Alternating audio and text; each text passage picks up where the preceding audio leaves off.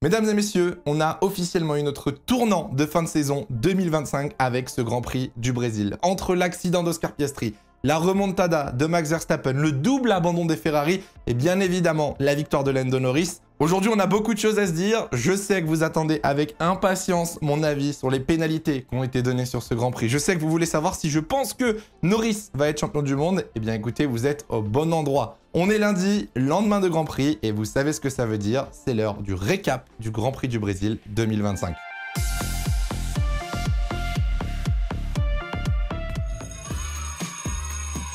On commence avec le conseil de classe et notre premier élève du week-end qui n'est d'autre que Oli Energy. Félicitations de sponsoriser cette vidéo. Merci à eux de nous soutenir dans nos projets. Pour ceux qui ne connaissent pas encore Oli Energy, il s'agit d'une boisson énergisante, mais pas que. Ils font aussi des iced tea, des milkshakes ou encore des boissons hydratantes. Vous aurez un lien dans la description qui vous permettra de découvrir les produits de Oli. Et bien évidemment, vous avez le code HYDRO pour vous offrir 10% de réduction. L'avantage de Oli Energy, c'est la New Caf. Contrairement à d'autres concurrents, vous n'aurez pas simplement un pic d'énergie, mais vous aurez un boost pendant de longues heures. Moi, je vous conseille comme d'habitude de tester les packs découvertes qui sont moins chers et qui vous permettent de tester les différents goûts et types de boissons disponibles sur le site de Oli. Encore une fois, je vous rappelle que la consommation est conseillée aux plus de 16 ans et qu'il faut boire avec modération. Un shaker, comme j'ai dans la main, ça suffit largement pour une journée. Le dernier booster sorti pour Halloween est à la mandarine et je vous le conseille fortement. Et si vous n'avez jamais commandé sur Oli,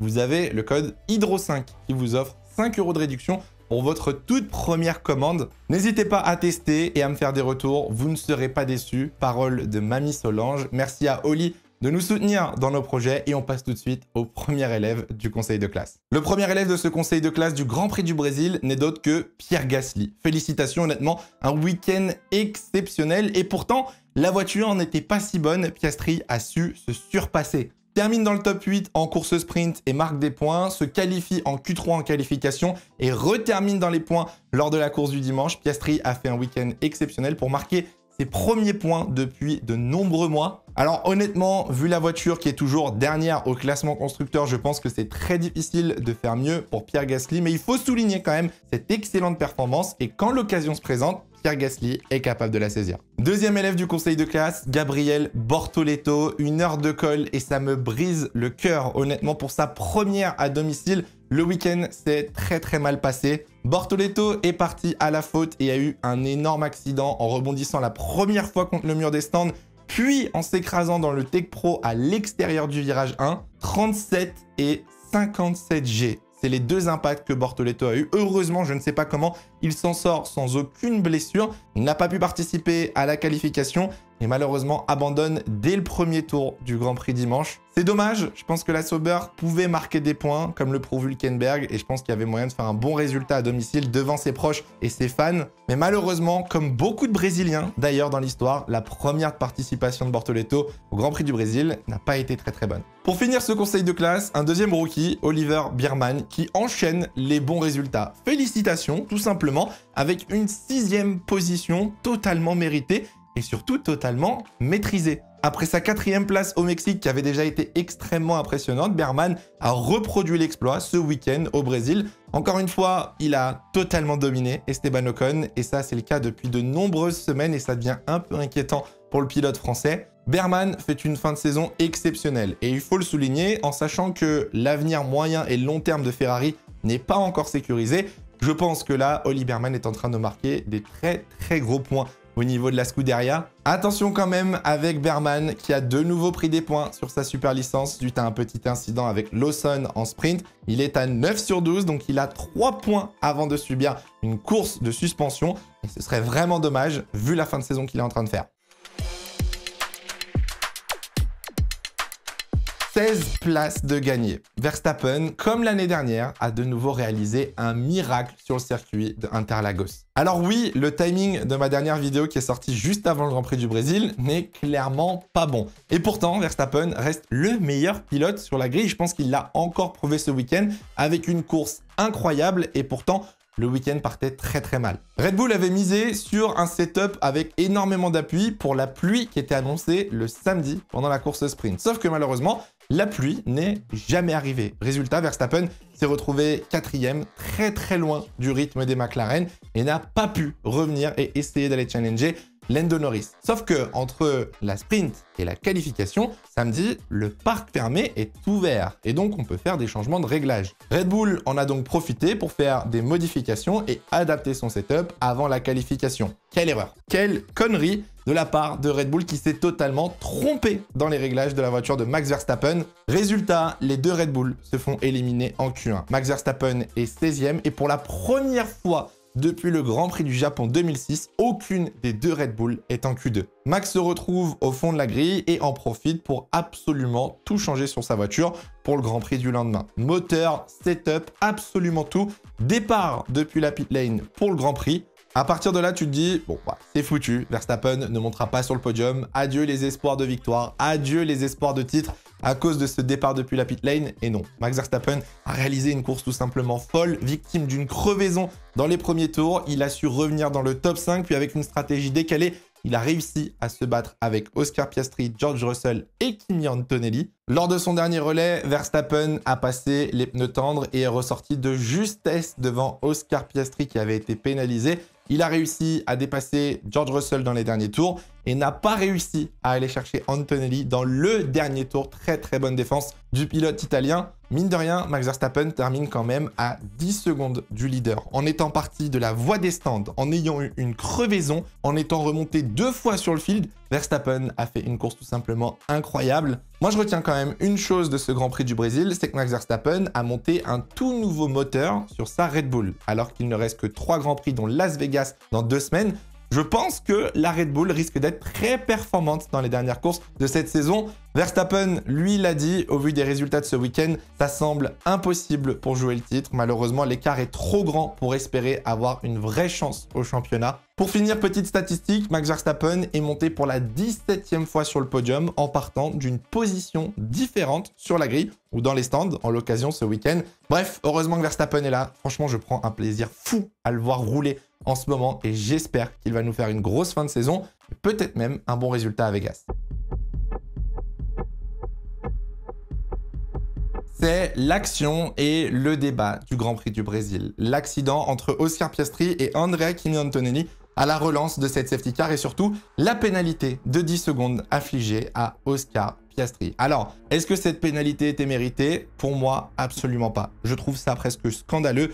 Je vous le dis, pour moi, cette pénalité, c'est un énorme doigt d'honneur à tous les pilotes qui ont les couilles de prendre des risques et de nous offrir du spectacle sur la piste. C'est une énorme blague pour tous les pilotes qui essayent de nous offrir du spectacle avec des voitures qui ne sont pas capables de se suivre pendant plus de 3 tours. On va remettre un petit peu de contexte et essayer de comprendre ce qui s'est réellement passé. Déjà, on est au 5e tour, on est sous safety car suite à l'accident de Stroll et Bortoleto au premier tour. 5e tour, la safety car éteint ses feux, Lando Norris va donc relancer en tête, en pneu médium, devant Antonelli en pneu tendre, Leclerc est 3e, Piastri 4e et ces deux-là sont en médium. Première chose, Antonelli rate son restart. Antonelli sera totalement, il se fait attaquer par la droite par Leclerc à l'extérieur et par la gauche par Piastri à l'intérieur. Ces 3 pilotes sont littéralement à la même hauteur. Ils sont sur la même ligne avant le freinage. Antonelli va relâcher les freins pour prendre l'avantage au virage 1. Et là vient le drame, Piastri percute Antonelli qui rebondit sur Charles Leclerc et lui casse sa suspension. Résultat, abandon pour Leclerc qui va venir se garer quelques virages plus loin. Antonelli lui ressort 3e du virage 1 et Piastri récupère la 2e position. Bon, la suite, vous la connaissez, pénalité de 10 secondes pour l'Australien pour avoir causé une collision. Alors, vous avez votre avis et si vous pensez que Piastri est fautif, n'hésitez pas à me le dire dans les commentaires. Il n'y a aucun souci, le but c'est de se respecter et d'essayer de comprendre les différents points de vue. Pour moi, je vous l'ai dit, cette pénalité, elle est abusive pour plusieurs raisons. La première chose qui me dérange, c'est ceux qui disent que Piastri arrivait de trop loin, ou alors n'aurait pas pris le virage si Antonelli n'était pas là, ou alors a raté son freinage parce qu'il a bloqué son pneu avant. Piastri a freiné plus tôt que Antonelli. C'est un fait, il suffit de regarder les caméras embarquées et ça se voit. Piastri arrête sa voiture beaucoup plus tôt et Antonelli emmène beaucoup plus de vitesse dans le premier virage. Ensuite, le blocage de roues. Leclerc, à l'extérieur, lui aussi bloque les roues. On est sur une relance de course, après une safety car, les pneus sont froids, on est dans un virage 1 en T-vert avec du banking et surtout, les pneus de Piastri se bloquent à partir du moment où Antonelli se rabat sur la McLaren. Parce que oui, Piastri n'est pas venu percuter Antonelli, Mais Antonelli est venu fermer la porte sur la McLaren de Piastri. Et ça, que vous le vouliez ou non, malheureusement, c'est une réalité. Il suffit de regarder les images en vue hélicoptère pour se rendre compte que la voiture de Antonelli vient gentiment se rapprocher du point de corde, agrandissant l'espace entre la Mercedes et la Ferrari. Il y a quand même plus d'une voiture d'écart entre les deux pilotes. Et oui, Antonelli est venu enfermer Piastri sur le vibreur. Si vous n'êtes pas d'accord avec tout ce que je viens de dire, il n'y a pas de problème, c'est votre avis. C'est subjectif et je suis obligé d'y respecter dans tous les cas. Mais il me titille un petit peu, c'est que les pilotes de Formule 1, eux, sont unanimes. Piastri n'a rien fait de mal. Antonelli aurait dû laisser de la place à la McLaren à l'intérieur. Les pilotes professionnels d'autres catégories sont unanimes. Piastri ne pouvait pas éviter cet accident. C'est Antonelli qui est venu fermer la porte et qui est venu se rabattre sur la McLaren. Les analystes du paddock professionnel avec des outils d'analyse ont quand même prouvé par A plus B que, en effet, la Mercedes s'était écartée de la Ferrari et était venue prendre une trajectoire qui ne laissait pas une voiture d'espace pour Piastri sur la piste. Donc à un moment, je suis en mode, si tous les professionnels sont unanimes en disant que Piastri ne pouvait pas éviter l'incident, que Piastri avait tous les droits d'être à l'intérieur et que, en effet, Antonelli s'est décalé devant la McLaren, pourquoi pénaliser Piastri? Pour moi, cette action, c'est un incident de course. Pour moi, c'est tout simplement deux pilotes qui ont pris trop de risques et qui se sont accrochés. Piastri, en effet, a voulu tenter un double dépassement à l'intérieur. C'était risqué. Antonelli, lui, a voulu fermer la porte à Piastri pour ne pas se faire doubler au premier virage. C'était risqué. Les deux s'accrochent. Basta. Il n'y a pas de pénalité. Il n'y a pas de fautif. On fait du sport automobile. On fait la course. Et pour moi, ce genre d'action, malheureusement, arrive lorsque tu es un peu agressif. Sauf que là vient le deuxième problème dans cette histoire à mon goût, c'est l'argument Charles Leclerc. Parce que oui, la FIA a justifié la pénalité de Piastri en utilisant le fait que Charles Leclerc est abandonné suite à cet accrochage. Ma première question, c'est depuis quand on utilise les conséquences d'une action pour pénaliser un pilote? C'est quelque chose de nouveau, parce que si je me souviens bien, le règlement sportif, on juge l'action, on juge la manœuvre et non pas les conséquences qu'il peut y avoir sur les différents pilotes afin d'établir si quelqu'un est fautif ou non. La preuve avec Lewis Hamilton. Lewis Hamilton, on l'a jugé coupable parce qu'il a percuté une voiture et qu'en effet, il a cassé son aileron, donc il a été responsable d'une collision. Pour moi, l'abandon de Leclerc, c'est ce qu'on appelle une victime collatérale. Leclerc était au mauvais endroit, au mauvais moment. Poissard comme il est, fallait que ça tombe sur lui. Mais pour moi, cet abandon n'aggrave en rien la manœuvre de Piastri. Ça ne change absolument rien à la tentative de dépassement de base du pilote McLaren. Pour en finir avec cette histoire avec Oscar Piastri, le vrai problème, il est plus profond, et j'en ai parlé déjà dans le récap du Mexique, et j'en reparlerai sûrement d'ici la fin de saison, c'est le règlement sportif. C'est honnêtement le règlement sportif et la façon dont les commissaires utilisent ce règlement. Cette nouvelle règle de mettre le train avant au niveau du rétroviseur est devenue l'excuse parfaite pour pénaliser n'importe quel pilote qui tente une manœuvre de dépassement. Le nombre de fois où la FIA s'est justifiée en utilisant cette règle alors qu'elle n'a aucun sens, qu'elle ne prend pas en compte le contexte et la création d'une attaque, c'est inimaginable. Aujourd'hui, cette règle, elle est appliquée bêtement. Les commissaires prennent les actions, les on-board, ils se disent « il n'est pas à la hauteur, pénalité ». Non, je suis désolé, ça ne fonctionne pas comme ça.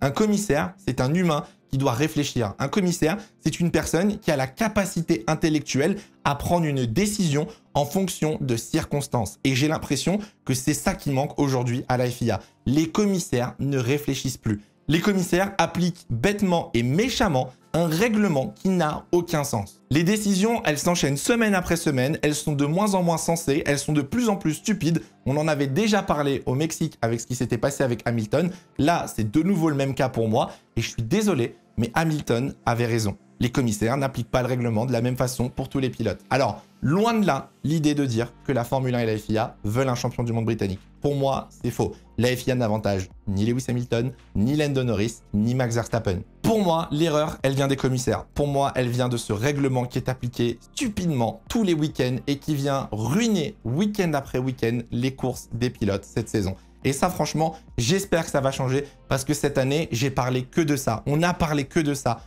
week-end après week-end, des commissaires, des décisions, des pénalités, du manque de cohérence. Et ça, il faut que ça change. Ça, honnêtement, je vous le dis, ça ruine littéralement mon plaisir devant une course de Formule 1. Honnêtement, j'ai été désespéré de voir certains retours sur les réseaux sociaux. J'ai vu des Piastri est un terroriste, Piastri arrive de trop loin, Piastri n'aurait jamais pris le premier virage, Piastri n'avait pas attaqué Antonelli. Piastri a ruiné la course de Leclerc. Non mais le pire c'était Brundle. Piastri qui aurait dû mériter plus que 10 secondes de pénalité d'après Brundle. À un moment, il faut arrêter. Ce sont des pilotes. Moi, je suis là pour voir des actions en piste, des dépassements, des batailles. Et si on commence à pénaliser un pilote parce qu'il n'est pas à la hauteur d'un rétroviseur, eh ben, je vous le dis, on va vraiment se faire chier à l'avenir en Formule 1. Bon résultat, Piastri termine 5e avec cette pénalité. Lando Norris remporte le Grand Prix et renforce son avance au championnat avec désormais 24 points d'avance sur son coéquipier. Max Verstappen, lui, avec son podium, est désormais à 49 points du leader du championnat. Donc, autant vous dire que Norris a clairement fait une bonne affaire. Bref, j'espère que cette situation va changer. Dites-moi ce que vous en pensez dans les commentaires. J'espère juste que les pilotes, à un moment, vont parler. J'espère que tout simplement, on va avoir des retours là-dessus et qu'ils vont arrêter d'accepter de subir des pénalités stupides, incohérentes et surtout injustifiées tout au long de la saison. Bon, comme si mon week-end n'était pas ruiné par la défaite de l'Olympique Lyonnais, il fallait qu'en plus Ferrari s'y mette aussi. Un week-end catastrophique, désastreux, vraiment. J'ai rarement vu un week-end aussi mal tourné pour une équipe de Formule 1. Est-ce que vous êtes prêts pour entendre la liste de tous les côtés négatifs du week-end de Ferrari à Sao Paulo? Première chose, élimination en SQ2 et en Q2 de Lewis Hamilton. Les Ferrari étaient moins rapides que les Aston Martin en course sprint et n'ont pas réussi à dépasser Fernando Alonso. Ensuite, on a le mauvais départ de Lewis Hamilton qui passe de la 13e à la 18e position suite à une poussette de Carlos Sainz. Ensuite, on a l'accrochage entre Lewis Hamilton et Colapinto en pleine ligne droite qui lui vaut d'ailleurs 5 secondes de pénalité. Ensuite, on a l'accident avec Charles Leclerc qui le fait abandonner et au bout d'une trentaine de tours, on a l'abandon de Lewis Hamilton. 0 point marqué par Ferrari le dimanche. Voilà.